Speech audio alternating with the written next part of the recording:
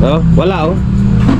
Yung balance niya, pag pinapunta ko sa may kaliwa, wala. Pero kanan, meron. Ito wala oh. Ibig sabihin, isang channel lang yung gumagana. Di ba? Yung isang channel, wali. Integrated pa rin.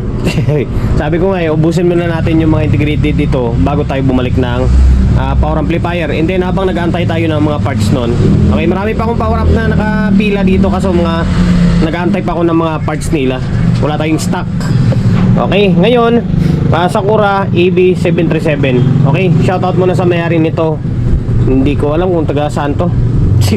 Okay, basta maraming salamat na pinagkatiwalaan tayo na gawin yung unit nila. Okay, wala kaming combo. Nakalimutan ko yung combo. Alam mo naman dito sa akin tanggap lang ako na tanggap. Minsan nakakalimutan ko na kung ano pinag-usapan na ano yung pinakasani or ano yung issue na isang unit. Kumbaga ako na lang bahala, i-testing ko na lang or alamin ko na lang kung ano yung pinakasira niya. Okay, ngayon natin may speaker na nakakabit to. May naka-speaker na nakakabit yan oh. Okay, dalawang speaker yan. Naka-stereo, tapos laptop natin gumagana. Yan yung audio source natin. Ngayon, obserbasyon ko, yung isang channel hindi gumagana. Ay, ito oh, wala oh. Yung balance niya, pag pinapunta ko sa may kaliwa, wala. Pero kanan, meron. Ito wala oh. Ibig sabihin, isang channel lang yung gumagana. Di ba? Yung isang channel, wali. Ngayon, tanggalin ko yung isa dito. Tingnan natin kung ito ba yung di gumagana. Tanggalin ko to. Okay, ulit. Piting ko tong balance. Balik natin sa gitna. Gumagana. Ang ibig sabihin, itong side na to ay working. Ito. Ngayon, tanggalin ko to. Lipat natin siya dito. Bitan ko muna. Pasensya na kayo, sinisipon ako. Okay, volume natin. Oh, wala talaga siya oh.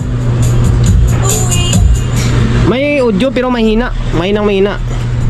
Ngayon, dito tayo sa may auto LR. Wala, ayaw talaga oh. Ngayon, music assistant naman yung PT natin. Wala talaga oh. Tapos dito sa likod, alam ko mayroon pa to sa likod eh. Oh, wala pa rin talaga. May audio siya pero may hina. Ngayon, ang gagawin natin, buksan natin tong takip and then para masilip natin, hindi mahanap natin kung ano pinakadahilan kung bakit mahina or walang audio isang channel niya. Okay? Tanggal ko na yung takip. Visual check. Wala naman tayo ganong nakitang kalawang. And then may audio siya eh. Normal yung tunog niya eh. Kaso lang mahina lang talaga. Oh? 12 o'clock na. Ganyan lang kalakas siya oh. Diba? Ngayon, ang gagawin natin dito, try natin siguro palitan ko ng control to. Itong kanya oh, mic section niya mukhang hindi siguro ginagamit to. Try kong palitan yung control. Wala talaga siya oh.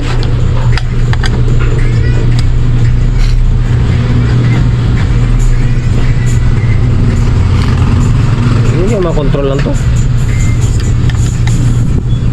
Yun nawawala naman pag binipihit ko to eh. Try nga muna natin palitan tong master volume nito.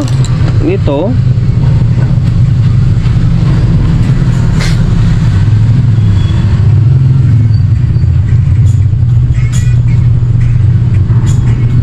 Wala talaga.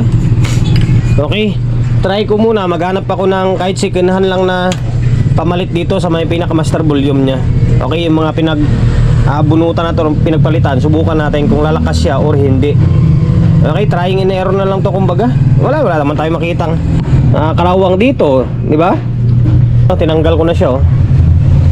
Ito siya, tinanggal ko na. Ngayon ipapalit natin ito. Try natin tong mga bunot natin dito. Ayan. Kung maging normal to, yung tunog nito, ito pa ipapalit natin. Diba? Kapag may problema, may problema pa din, ibig sabihin ganun pa rin. Ibig sabihin hindi dito yung problema, nasa ibang, baka sa ibang control pa. Okay, palit ko muna to. Pinalitan ko na ng control or pinagpalit ko na yung control, wala, tinisting ko ganun pa rin eh. Oh, may audio siya pero mahina, hindi pantay. Oh, full volume na yan, halos full volume na. Wala, pero normal yung tunog ng audio, mahina nga lang. Saan kaya hanapin to? Baka may mga kalawang lang dito. Okay, hanapin natin ulit to. Ang susunod natin na palitan dito ay itong, try natin yung music assistant nito. Ito. Yung sa ilalim naman ulit. Try natin. Kaso magbabaklas na tayo ng front panel nito. Dito ako confirm. Dito nasa music assistant. Ito, sira pala ito. Hindi ko lang siya may check dahil paano kaya to? Yung isang kamay ko nasa camera. Pero tinisting ko na sira talaga siya. Mapapansin nyo yung resistance nya. Ito, wala oh. Tapos lagay ko sa taas. Goods ito sa taas oh.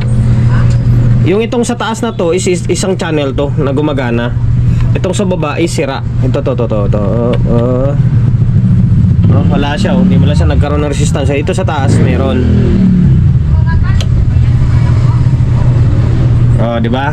Dapat kuan yan eh. Pag tester nito, dito, tapos pipiitin mo.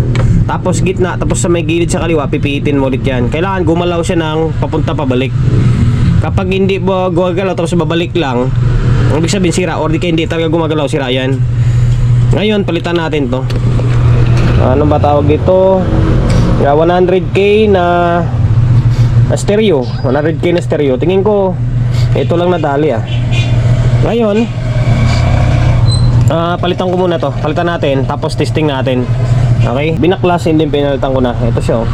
Ang problema nito is maiksi yung shafting nito.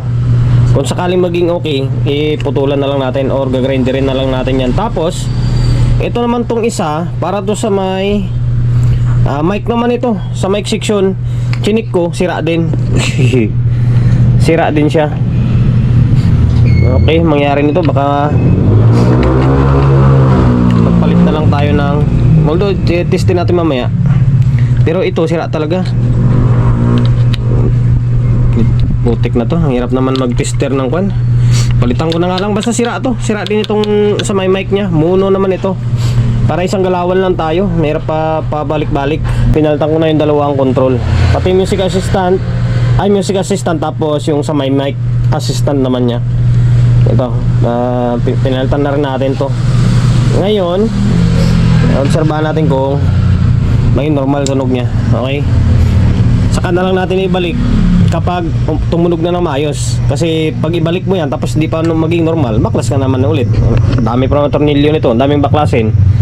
Okay, gumagana pa rin laptop natin. Ito, volume natin. Okay. Uy, sumasayad. Tika lang, ayusin natin. Sumasayad. Okay. Ayan, libre. Ngayon, volume natin to.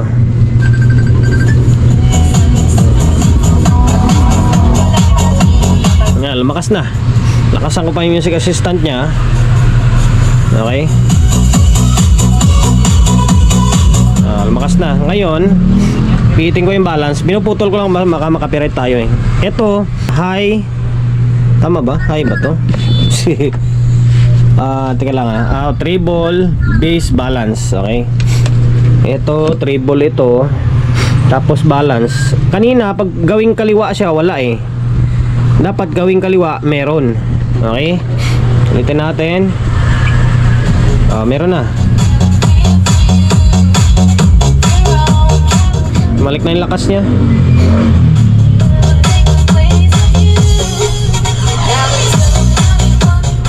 Okay, yun lang. Hanggang okay na siya. Ngayon, ibalik natin to sa may pinaka-case, ay sa may panel niya. Tapos putulan natin yan. Hindi pwedeng hindi puputulan kasi babangga yan sa may dito sa may pinaka-front panel. Putulan natin katulad sa may stock kanina. Tapos ang gagawin natin dito mamaya is ibabarnish natin itong board. Okay? Para ma-prevent yung pagkakalawang niya. Ibalik ko na yung front panel niya.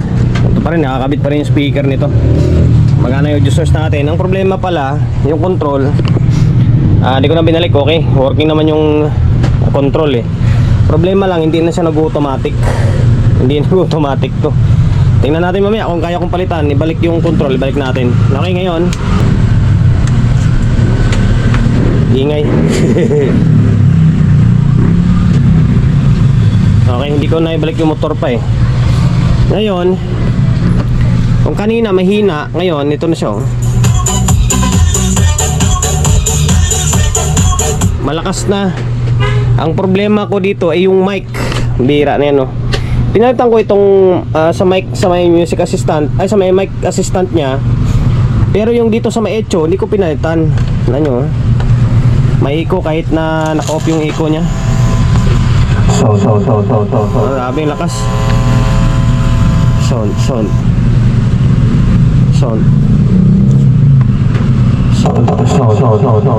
Check. Diba? Taas ng echo niya. Sound. Taas ng echo niya. Sound. Naglulok po yung mic natin eh. Check. Naka-off na yung kanya na, naka-off na yung echo niya no. Ngayon, palitan ko ito. Papalitan ko tong mic sa echo niya. Tapos ibalik na lang to sigurong kwan. Ibalik ko itong control niya. Pinalitan ko na ng control. Pinutulan natin. Kasi medyo mahaba yung shafting niya. Ito siya oh. 100k. Ngayon, ito para tinatamad akong magbaklas. Hindi ko na siguro babaklasin to. Hindi ko na papalitan. Paras lang din naman working eh. Okay. Balik natin tapos testing natin ulit para matapos na yung vlog natin. Ito binalik na natin to. Bago na itong control ng echo niya. Pinagtuwa na ng iba pag nagsasalita ako ng echo eh, o nagsasabi ako ng echo eh. Ngayon, subukan natin. Mic volume. Sound. Wala, ayaw. Sound check. Hey. Sound check. Mic testing. Hey. Diba nawala na yung echo na? Wala yung echo niya. Samantala nung una, kahit naka-off yung volume ng echo, is may echo pa rin siya. Ngayon, wala na siya oh. Sound check. Hey. Ngayon, lagyan natin. Sound. Ha? Check. Sound. Mic testing. Hey. Check. Sound. Hey. Check. Sound. Hey. Mic testing. Okay na. Goods na yung mic section. Tapos pati dito, goods na rin to.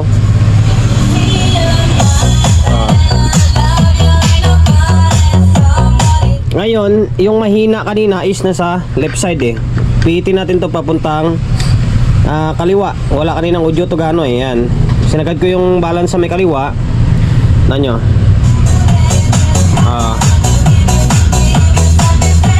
Lakas na. Ngayon, lagay natin sa may right side naman. Kailangan pantay yung tunog. Ayan. Pantay, di ba? Balik natin sa may gitna para balance siya. Okay? Ayan. Kailangan bago natin ibigay yung unit kay bossing, kailangan goods na siya. And then, binuhusan ko na rin pala ng varnish to ah. Ayan, kung makita nyo, kumikintab-kintab na siya oh.